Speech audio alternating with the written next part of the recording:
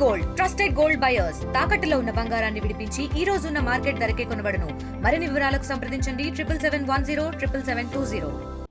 ఈ కాలేజీ ఇన్స్టిట్యూట్కి సంబంధించినటువంటి స్టాఫ్ అందరికీ నమస్కారం. నేను ఇక్కడికి రాకముందు, ఈ కార్యక్రమానికి రాకముందు ఇప్పుడు ఉన్నటువంటి సబ్జెక్టు, దీనికి సంబంధించినటువంటిది కొంత కన్ఫ్యూజన్ ఉండే. ఇప్పుడు క్లారిఫై అయింది. అయితే నేను మాట్లాడేటప్పుడు కొంచెం మిక్స్డ్ దీంట్లో కూడా వస్తాయి. నేను ఏమనుకున్నానంటే, ఇప్పుడు ఈ కోర్స్ చదివేటువంటి వాళ్ళు డాక్టర్ పిల్లలే ఉంటారు.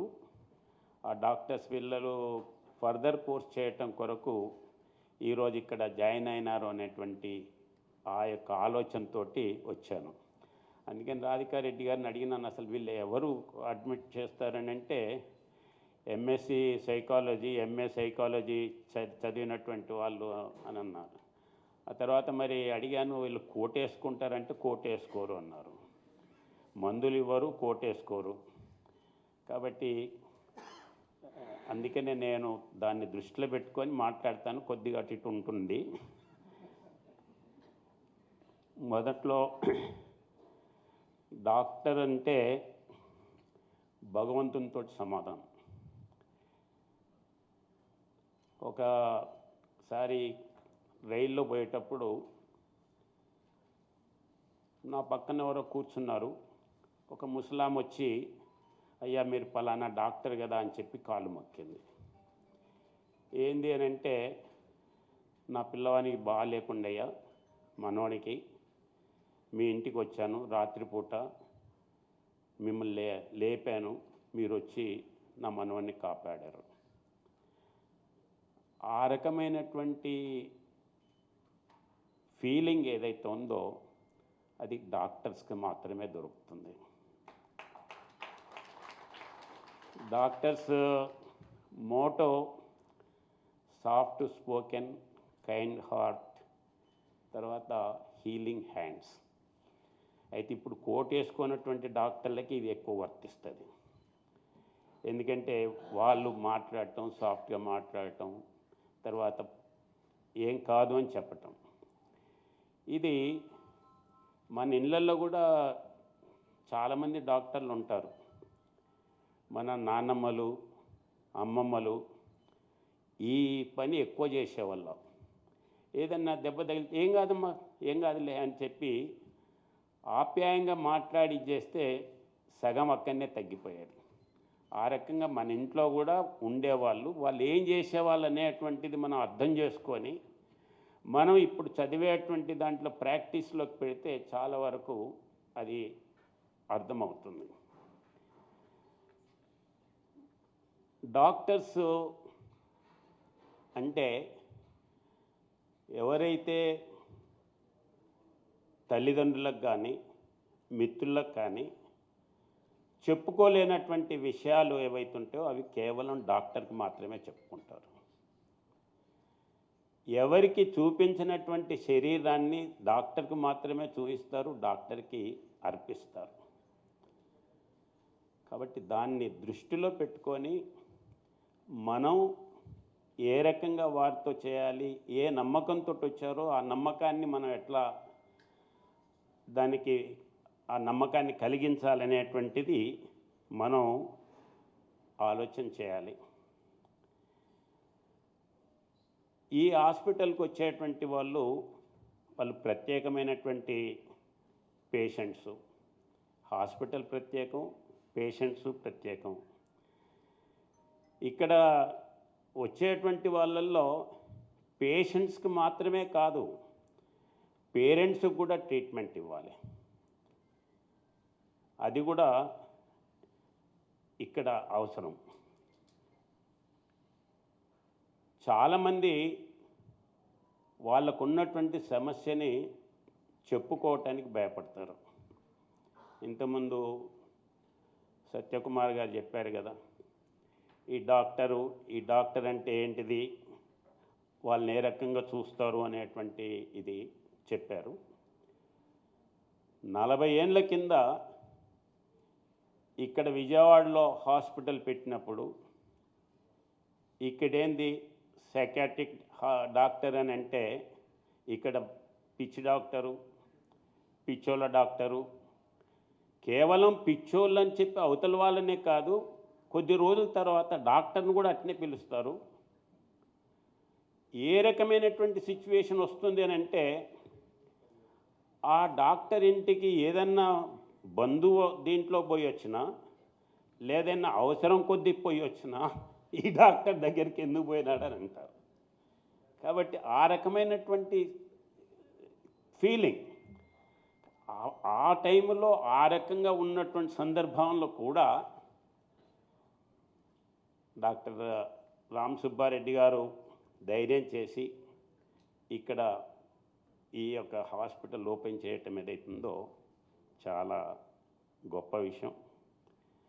ఈరోజు భారతదేశం ఒక మెడికల్ హబ్ లాగా తయారవుతుంది.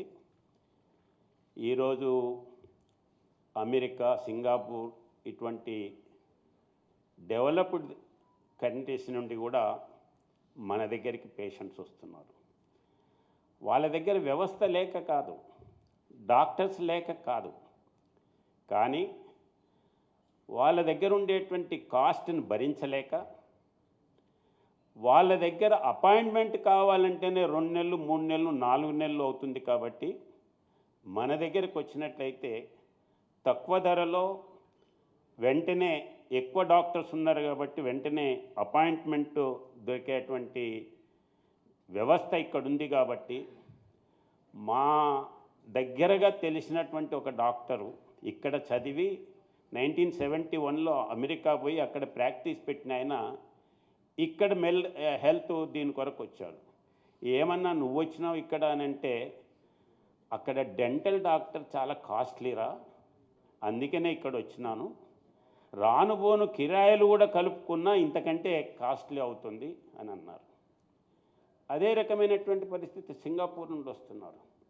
మిగతా గల్ఫ్ కంట్రీస్ నుండి ఇక్కడ నుండి వచ్చేటువంటి వాళ్ళైతే మనకు తెలుసు. కాబట్టి దాన్ని మనం అవకాశంగా తీసుకొని healthy India by Viksit Bharat 2047 అనేటువంటి మోటివ్తో ముందుకెళ్ళాలని చెప్పి నేను ఈ సందర్భంగా ఆశిస్తున్నాను. మెంటల్ హెల్త్, మెంటల్ ఇల్నెస్, దీనికి సంబంధించినటువంటి దాంట్లో ఇంతకుముందు ఆరోగ్య మంత్రి కూడా చెప్పారు. జనరిక్ ప్రాబ్లమ్స్తో వచ్చేటువంటివి కొన్ని ఉంటాయి. దాంట్లో నాకు 1-2 కుటుంబాలు తెలుసు. దాంట్లో 3-4 సూసైడ్ చేసుకున్న చనిపోయినారు. కేవలం ఒకరు కాదు, తండ్రి టైంలో, కొడుకుల టైంలో, పిల్లల టైంలో. కాబట్టి ఆ రకమైనటువంటి జనరిక్ సమస్యలు ఏంటిది అనేటువంటిది ఆ రకమైనటువంటి కొన్ని ఉంటే, కొన్ని పేరెంట్స్ ద్వారా వచ్చేటివి ఉన్నాయి, కొన్ని పేరెంట్స్ ప్రాబ్లమ్స్ ద్వారా వచ్చేటువంటి ఉంటాయి. ఉదాహరణకి పిల్లలు ఉన్నారు, చదవటం లేదు, వినటం లేదు, తినటం లేదు. ఇది పేరెంట్స్ ప్రాబ్లం, పిల్లల ప్రాబ్లం కాదు. కానీ వాళ్ళకున్నటువంటి ప్రాబ్లం, నా పిల్లవాడు బాగా చదవటం లేదని చెప్పి మా ఊరికి సంబంధించినటువంటి ఒక అతడు ఆ పిల్లవాడిని తీసుకెళ్ళి ట్రీట్మెంట్ ఇప్పించాడు. ఏం ట్రీట్మెంట్? ఎలక్ట్రిక్ షాక్ ట్రీట్మెంట్ ఇచ్చారు. అల్టిమేట్లీ ఆ పిల్లవాడు మ్యాడ్ అయిపోయినాడు. తర్వాత పెరిగాడు, 40 సంవత్సరాల వరకు పెళ్లి చేసుకోలేదు, ఎప్పుడు పేరెంట్స్ పక్కన ఉండవలసి వచ్చేది. ఆ తర్వాత పోయి ఎక్కడో కాటు కలిసిపోయి ఇల్లు దొరక్క చనిపోయినాడు. లేదా ఇప్పుడున్నటువంటి టెలిఫోన్ గాడ్జెట్స్, వాటిని చూసి ఆ రకంగా ఒక రకమైనటువంటి రోగంలోకి వెళ్ళేటువంటి వాళ్ళు విపరీతమైనటువంటి దీన్ని బట్టి కూడా ఉన్నాయి. తర్వాత క్రైమ్ సినిమాలు చూడటం, హారర్ సినిమాలు చూడటం, అన్వాంటెడ్ వీడియోస్ చూడటం, దీనివల్ల కూడా మనుషులు, కేవలం పిల్లలే కాదు, పెద్దవాళ్ళు కూడా దీనివల్ల ప్రాబ్లమ్స్లోకి వెళ్తున్నారు. ఉదాహరణకి కొన్ని జాబ్స్ ఉంటాయి, వాళ్ళు ఆ పర్టికులర్ జాబ్స్లలో కంటిన్యూస్గా ఇన్వాల్వ్ అవుతూ ఉండాలి. ఉదాహరణకి చిల్డ్రన్ పార్న్ సెక్స్ ఇది ఉంటుంది, దాన్ని అరికట్టాలి. దాన్ని అరికట్టాలంటే పోలీస్ వాళ్ళు దాన్ని కంటిన్యూస్గా వాచ్ చేస్తుంటారు. ఆ వాచ్ చేసేటువంటి పోలీస్ వాళ్ళు ఎవరైతే ఉన్నారో 3-4 months తర్వాత దే ఆర్ బికమింగ్ మ్యాడ్, అంటే దాన్ని చూసి తట్టుకోలేక. కాబట్టి ఇప్పుడు ఏం చేస్తున్నారని అంటే ఆ పర్టికులర్ పోస్ట్లో ఉన్నటువంటి వాళ్ళు ఎవ్రీ 2-3 monthsకి ట్రాన్స్ఫర్ చేస్తున్నారు. అదే రకంగా సియాచిన్ దీంట్లో పనిచేసేటువంటి వాళ్ళు ఉన్నారు. కంటిన్యూగా ఐస్లో వైట్నెస్ ఒకటే చూడటం వలన ఒక పర్టికులర్ టైప్ ఆఫ్ ప్రాబ్లమ్స్ వస్తున్నాయి. షిప్లో పోయేటువంటి వాళ్ళు పైకెళ్ళి వాళ్ళకు ముందే ఇన్స్ట్రక్షన్స్ ఇస్తారు, కింద చూడొద్దు రాత్రిపూట అని. ఎందుకంటే పైకెళ్ళి కనుక కింద చూస్తూ ఉంటే ఒక టైప్ ఆఫ్ ఫోబియా వస్తుంది. కాబట్టి ఈ రకంగా ఎన్ని రకాలుగా ఉంటుందనే దానికి నేను చెప్తున్నాను.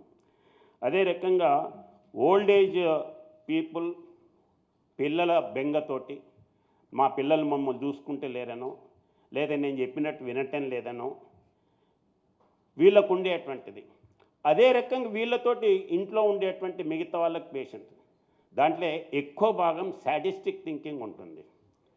సాడిస్టిక్ థింకింగ్ అని అంటే ముసలోళ్ళు అవుతారు, రిటైర్ అవుతారు, కోడలు ఉంటుంది, లేకపోతే బిడ్డలు ఉంటారు, వాళ్ళ ఫ్రెండ్స్ తోటి వచ్చి వాళ్ళుగా ఎంజాయ్ చేస్తున్నారే, నాతో మాట్లాడతలేరే, కాబట్టి చెమ్మెత్తేసి మంచినీళ్ళు తీసుకురా అంటారు. లేకపోతే ఇంకో కొంతమంది ఇంట్లో పనిచేసేటువంటి వాళ్ళని చూసి కూడా ఓడవలేక నీళ్ళు కింద పోసేసి తూడు అంటుంటారు. ఒక్కొక్క టైప్ ఆఫ్ సైకలాజికల్ దీంట్లో ఉంటుంటారు. కాబట్టి వీటిని మనం ఎట్లా ట్యాకిల్ చేయాలి అని అంటే ముందు మనం అర్థం చేసుకోవాలి సమస్యల్ని, దాన్ని బట్టి ఇది ఉంటుంది. రెండోది, ఇంతకుముందు మాట్లాడేటప్పుడు ఈ సబ్జెక్ట్ని మార్చాలి అని అన్నప్పుడు ఫస్ట్ ఇది కొత్త సబ్జెక్ట్ కాబట్టి దీనికి కావలసినటువంటి కరికులం ఏదైతుందో దాన్ని మనము ప్రిపేర్ చేయటంలో ప్రముఖ పాత్ర ఉంటుంది. దానికి సంబంధించినటువంటి దాంట్లో ఇప్పుడు పేషెంట్స్ దగ్గరికి ఎవరి దగ్గరికి అయితే పోతారో ఆ పేషెంట్స్ యొక్క హిస్టరీ ఏదైతుందో ఆ హిస్టరీని ఫస్ట్ డే నోట్ చేయటం కాదు, ఎవ్రీడే కనుక మీరు నోట్ చేసుకుంటూ పోయినట్లయితే ఆ తర్వాత మీకు అర్థమైంది. ఎందుకంటే ఇవాళ ఏం చెప్పారు, ఇవాళ ఏం మాట్లాడినారు, రేపేం మాట్లాడినారు అనేది మనం మర్చిపోతాం. ఈ పేషెంట్ చెప్పాడా, పక్క పేషెంట్ చెప్పాడో కూడా మనం మర్చిపోతుంటాం. కాబట్టి ఏ పేషెంట్కి సంబంధించినటువంటి ఆ పేషెంట్ డాక్టర్స్ కేస్ షీట్ ఎట్లయితే రాస్తారో మీరు కూడా వీళ్ళకి సంబంధించినటువంటిది వాళ్ళ ముందు రాయకుండా బయటకు వచ్చి ఈచ్ పేషెంట్స్ గురించి కనుక రాసినట్లయితే అప్పుడు హోల్ దీంట్లో మనకు ఆ యొక్క పేషెంట్ని అర్థం చేసుకోవటానికి, ఆ పేషెంట్స్ని మనం ఏ రకంగా ట్రీట్మెంట్ ఇవ్వాలనో మనం ఇవ్వటానికి అవకాశం ఉంటుంది. రెండోది, ఓవర్ ట్రీట్మెంట్ ఇస్తాం. మన అవసరం లేని దానికంటే ఎక్కువ ట్రీట్మెంట్ ఇచ్చి అనవసరమైనటువంటి ప్రాబ్లం తీసుకొస్తాం. అంటే ఇది మెడికల్ డాక్టర్స్కి పనికి వస్తుంది, మీకు పనికి వస్తుంది.